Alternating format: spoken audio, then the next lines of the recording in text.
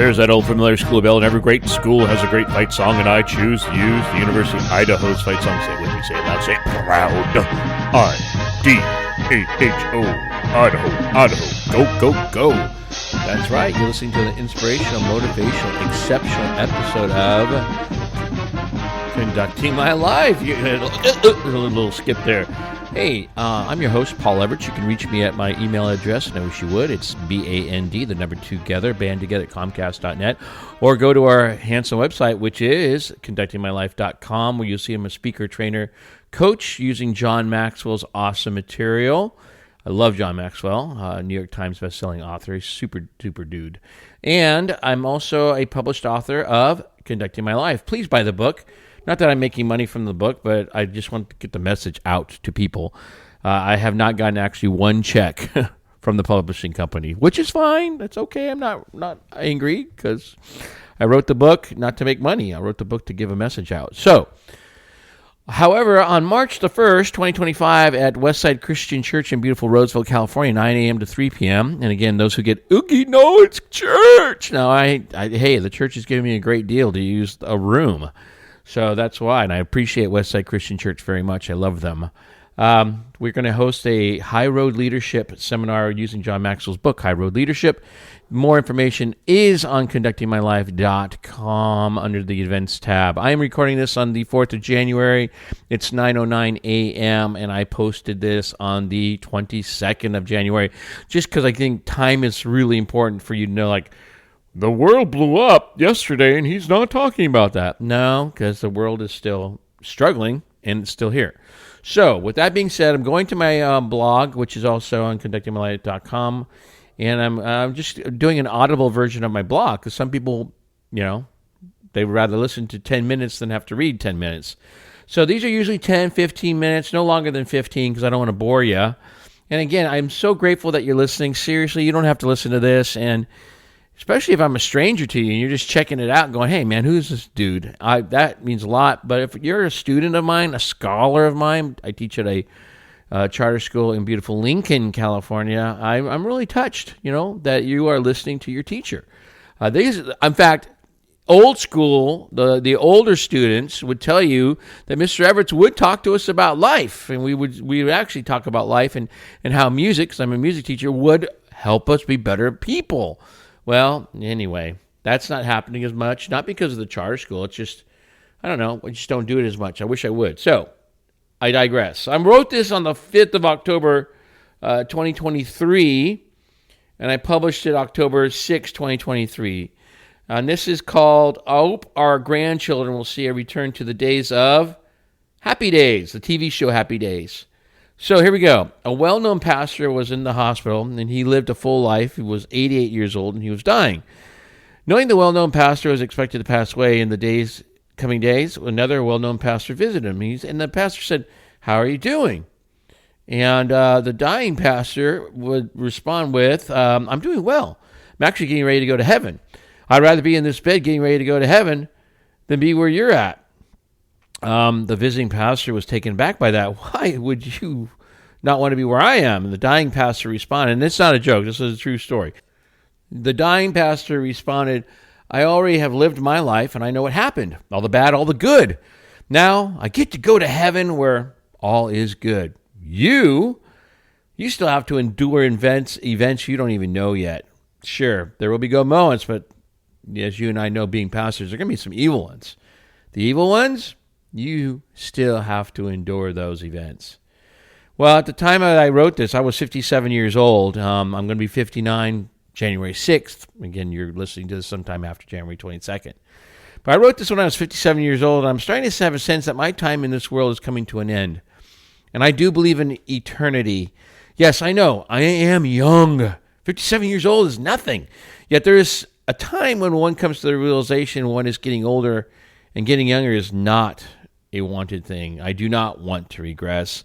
Life for us humans is a circle. We come in as babies, and many of us will be needed to be taken care of as when we were a baby.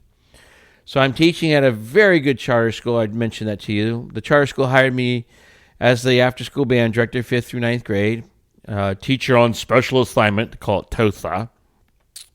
Part of my special assignment includes to do detention. I got to do detention. I'm doing what I can to turn detention into a time of how to be better. There are scholars that worry me. I wonder if they will make the changes in time to be a blessing to themselves and others. So going back to the conversation between two pastors, I think about my scholars. Again, that's our term for students. I want to tell the scholars, I'm so grateful I'm not your age because I know what I had when I was your age and compare it to what you have at your current age. I would take my time over your time hands down. What our children are facing can be seen as criminal. The access to evil is too much. Our children are being introduced to a world of confusion and demons.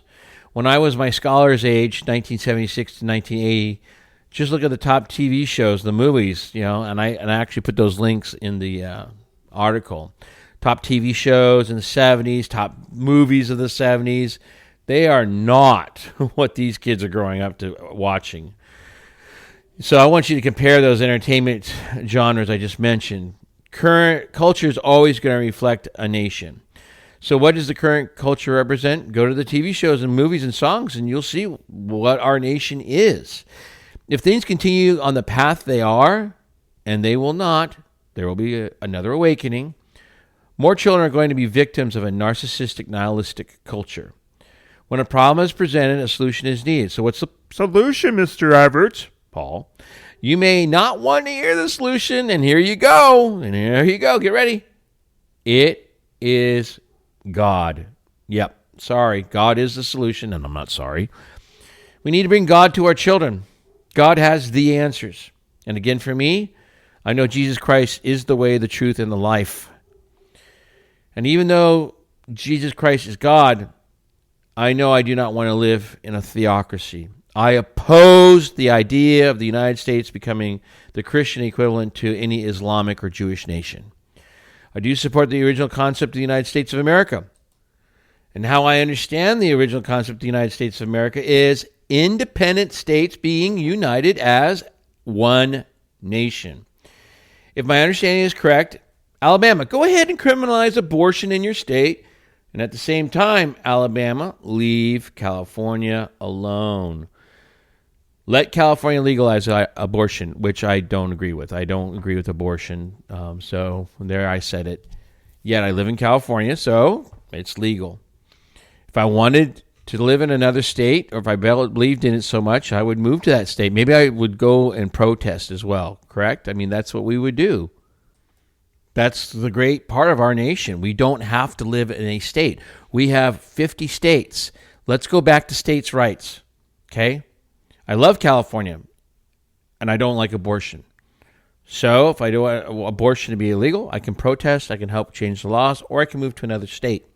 So do I support federal laws? Of course I do. And I support states having their own laws as well. Slavery must still be always illegal.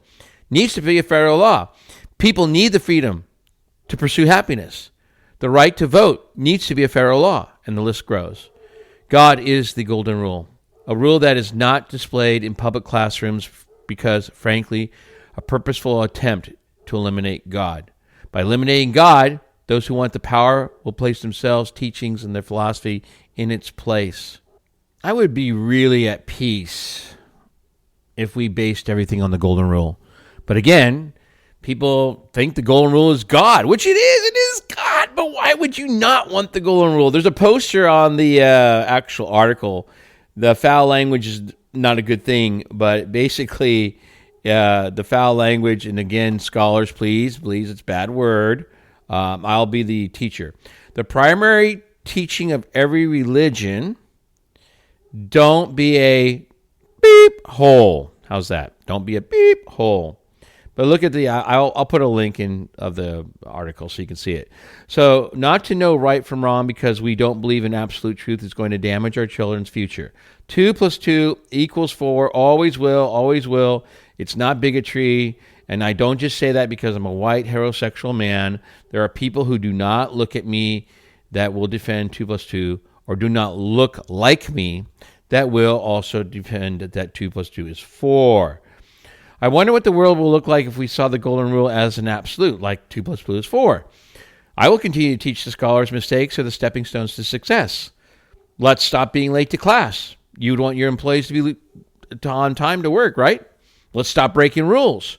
You'd want your employees to follow the rules of your business. Let's stop being disrespectful and mean to the teachers. You teach people how to treat you. Let's live the golden rule. When one of my students or scholars comes and visits me on my deathbed, I will want to be able to say to him or her, you have a beautiful future, and I wish I could physically be there with you to see it. Our nation has returned to the golden rule. God is back, and now you can see what I saw as a child. Woo. Okay, so I'll put the link below.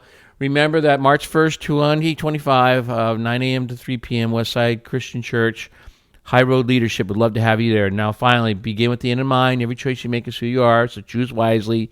Seek first to understand, then be understood. And finally, people don't care how much you know until they know how much you care. We got a Venmo account. We'd love to have your financial help. It costs $700 a year to do this podcast. So thank you very much.